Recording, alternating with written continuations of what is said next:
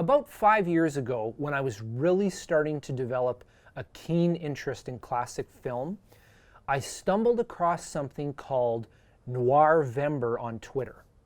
The basic premise of this is to celebrate film noir throughout the month of November. For those of you who may not be familiar with the noir genre, the quintessential example of it would be the 1946 Howard Hawks adaptation of the Raymond Chandler novel The Big Sleep. In this thrilling tale of deception, greed, and murder, Humphrey Bogart plays private detective Philip Marlowe, and his on- and off-screen lover, Lauren Bacall, plays the femme fatale. My wife and I love watching the playful interaction and chemistry between these two. But I don't like your manners. Well, I'm not crazy about yours. I didn't ask to see you. I don't mind if you don't like my manners. I don't like them myself. They're pretty bad. I grieve over them long winter evenings, and I don't mind you ritzing me or drinking your lunch out of a bottle. But don't waste your time trying to cross-examine me. People don't talk to me like that. Oh.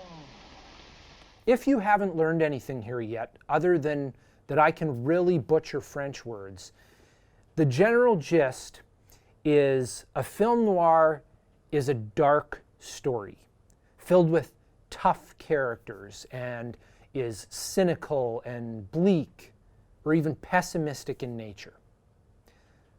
Sounds like a lot of Oilers fans, really. Despite the fact that the team is in first place in their division, many are convinced that this house of cards is going to collapse with the Oilers' own version of a Black November. The history of this team in the Cates era, combined with the way they've been winning early on, has filled Oilers fans with a sense of foreboding.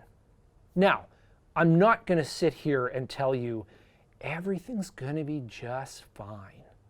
What I am going to do is share some observations on the state of the team so far and lay out what I feel needs to happen for them to maintain a playoff position through the month of November.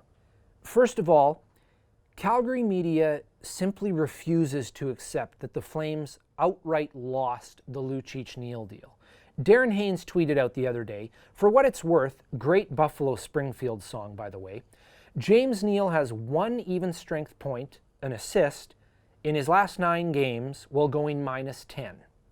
Aside from the fact that he is seriously cherry-picking stats here by using the random 9-game threshold as a benchmark and omitting power play production as if to say power play goals aren't worth as much as even strength goals, and using the completely useless and archaic stat of plus minus to indicate poor defensive play, aside from all of that, it doesn't change the fact that Lucic has 1 goal in his last 46 games played. Just finished a 2-game suspension for punching someone in the face, which is basically the only thing he can still do at an NHL level, and has a buyout-proof contract.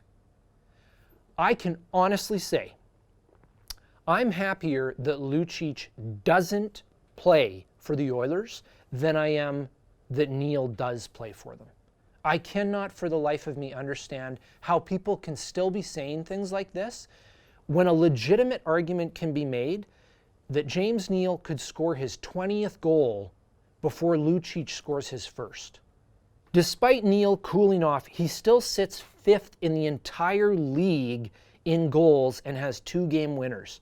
I'm not even a big James Neal fan, but there is no way the Oilers have 10 wins at this point in the season if they have Lucic instead of Neal.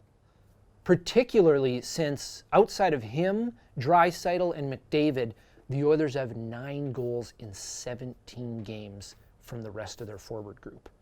Quite frankly, I'm sick of talking about this topic, which is one of the reasons I haven't blogged in a while. I sound like a broken record, but they need more than half a goal per game of production from the rest of their forwards. Ryan Nugent-Hopkins has really struggled with 1 goal in 17 games, but I'm not worried about him. He will find his groove again.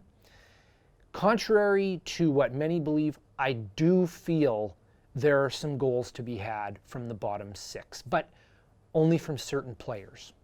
Edmonton really misses Nygaard's speed right now, and I do believe he can chip in with 10-plus goals when all is said and done. I've liked Gaetan Haas's game more and more as the season has gone on. I don't agree with the decision to send down Thomas Yurko. I feel he brings some much-needed offensive creativity. And Colby Cave has shown flashes of offensive ability as well, but he was also sent down. Don't get me wrong, it's certainly not all rainbows and butterflies here. It's become abundantly clear to me that Sam Gagner is no longer an NHL player. He may think the game at a high level, but he is small, slow, and has an AHL level shot. Josh Archibald skates 100 miles per hour in straight lines all over the ice and has a habit of firing the puck high and wide. Not sure what's going on there. And Patrick Russell is one of the most unremarkable and forgettable players I've seen in an Oilers uniform, aside from this miss, of course. But here's the thing. I understand having these guys in the lineup as placeholders right now. Did you know that Toys R Us has 20% off all LEGO Star Wars sets priced $50 and up right now? The Millennium Falcon, which is regularly $180, is on for just $144. This is a great deal, and I would love to have this set. But we recently had to buy a new fridge, and we unexpectedly had to replace the heater core in our van. Plus, my wife is due to have our third child in just 2.5 weeks. So even though something wonderful has come available to me and it would fulfill a short-term desire, the timing is just not right. This is the same philosophy that Ken Holland is holding fast to right now. Even though he has young guys like Benson and Yamamoto he could call up from the farm that would probably contribute more offense than some of these other plugs, he is better off to be patient. Leaving them down there to develop properly will be better for them and the team long term. The one action I would like Holland to take is to find a good deal for Jesse Puljujarvi before the December 1st deadline. His value has increased since the start of the season, and it's clear that he does not want to return to Edmonton. Hopefully, he can package him up with a defensive prospect or a pick and bring in an established forward who can start to bring some balance to the forward group.